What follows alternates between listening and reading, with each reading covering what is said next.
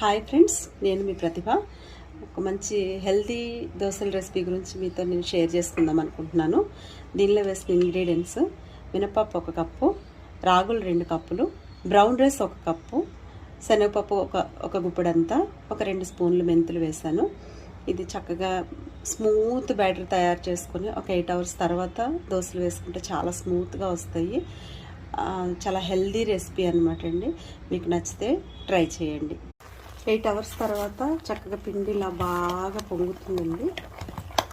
మంచి ఫెర్మెంటేషన్ అయ్యి దోశ వేసుకోవడానికి చాలా చాలా బాగుంటుంది. 8 అవర్స్ మినిమం ఉంటేనే దోశ చాలా బాగా వస్తుంది. 8 అవర్స్ తర్వాత మనం దోశ వేసుకుంటే చాలా చక్కగా వస్తుందండి దోశ. హెల్దీ కూడా.